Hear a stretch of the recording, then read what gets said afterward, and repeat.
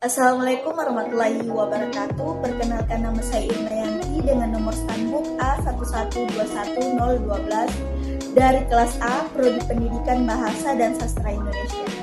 Tujuan video ini saya buat untuk memenuhi tugas ujian akhir semester atau UAS mata kuliah Psikosastra.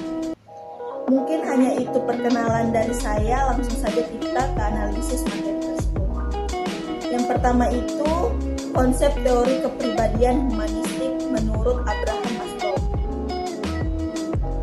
Konsep teori kepribadian humanistik menurut Abraham Maslow adalah bahwa manusia memiliki kebutuhan untuk mencapai potensi tertinggi mereka dan menjadi yang terbaik dari diri mereka sendiri. Maslow berpendapat bahwa manusia memiliki 5 kebutuhan, yaitu kebutuhan fisiologis, kebutuhan akan kesehatan, kebutuhan akan keselamatan, kebutuhan akan cinta dan rasa memiliki, kebutuhan akan penghargaan, dan kebutuhan akan kualitas diri.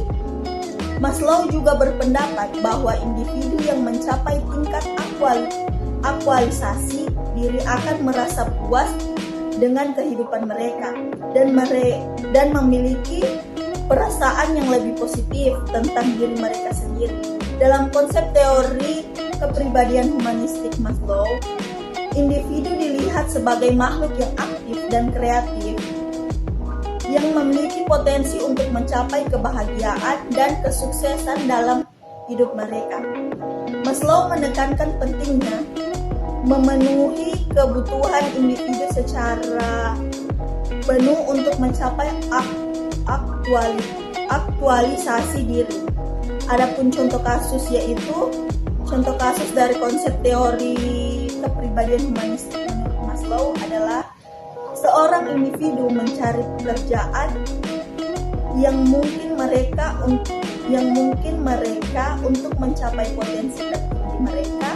Individu ini akan mencari pekerjaan yang memungkinkan mereka untuk berkembang dan tumbuh serta memberikan rasa pencapaian dan pengakuan. Mereka juga mungkin akan mencari pekerjaan yang memungkinkan mereka untuk memberikan kontribusi positif pada masyarakat ataupun dunia sekitar mereka.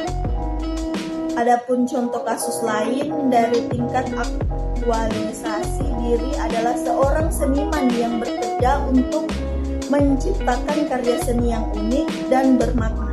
Mereka mungkin tidak hanya menciptakan karya seni untuk diri mereka sendiri, tetapi juga untuk memberikan inspirasi dan pengaruh positif pada orang lain.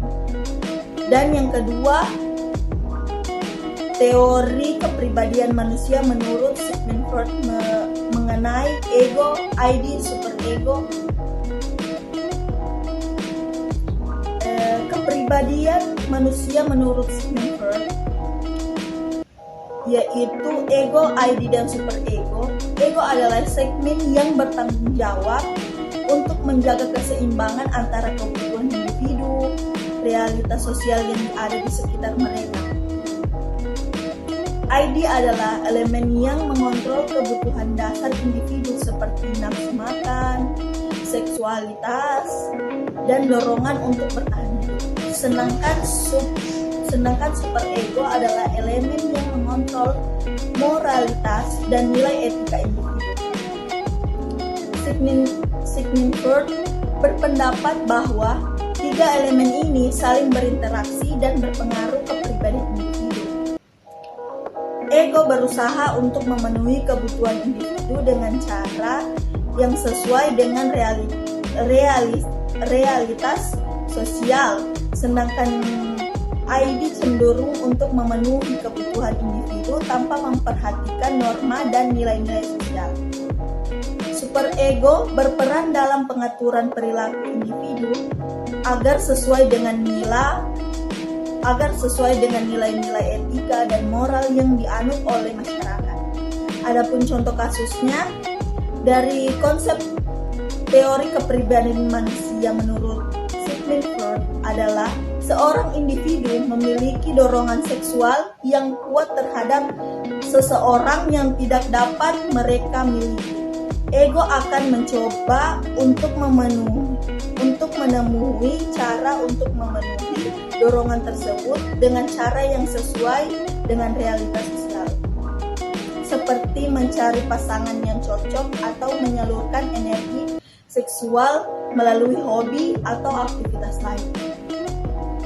Namun jika ID mengambil alih, individu tersebut mungkin akan melakukan tindakan yang sesuai dengan nilai sosial, seperti melakukan pelecehan sosial atau mengambil tindakan yang merugikan diri sendiri atau orang lain.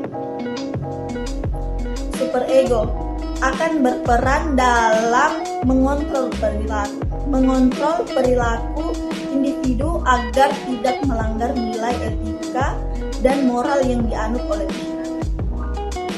Dalam konsep teori kepribadian manusia menurut Sigmund Freud, individu dilihat sebagai makhluk yang berpengaruh oleh dorongan-dorongan bawah sadar mereka dan pengalaman masa lalu mereka. Sigmund Freud menekankan pentingnya memahami dan mengatasi konflik antara ego, ID, dan superego untuk mencapai keseimbangan dan kepribadian individu. Dan yang ketiga itu perbedaan dari kedua materi di atas. Menurut pendapat saya, perbedaan yang mengenai teori menurut Abraham dan Sigmund Freud. Menurut pendapat Abraham, kepribadian manusia dipengaruhi oleh pengalaman masa lalu yang tidak terlupakan dan terkait dengan hubungan interpersonal,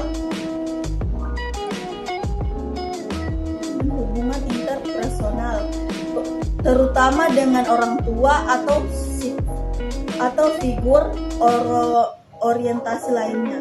Abraham berpendapat bahwa pengalaman masa lalu ini membentuk pola perilaku dan hubungan interpersonal yang berulang dalam kehidupan individu. Sementara itu, Sigmund Freud lebih fokus pada pengaruh dorongan-dorongan bawah sadar dan konflik antara ego, ID, dan superego dalam bentuk kepribadian manusia.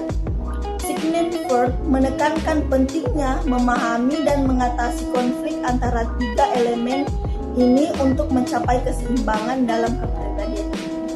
Dalam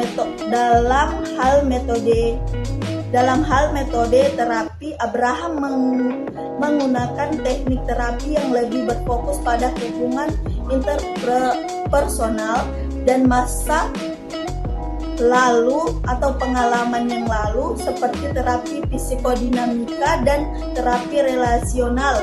Sementara Sigmund Freud lebih dikenal dengan teknik terapi psikoanalisis yang melibatkan interpersonal mimpi, asosial beban, dan analisis transfer untuk mengungkapkan dan memahami konflik bawah sadar dalam kepribadian individu. Secara umum, perbedaan antara teori Abraham dan Sigmund Freud terletak pada fokus utama mereka dalam menjelaskan kepribadian manusia dan metode terapi yang digunakan untuk mengatasi masalah kepribadian. Mungkin hanya itu penjelasan dari saya. Sekian dan terima kasih.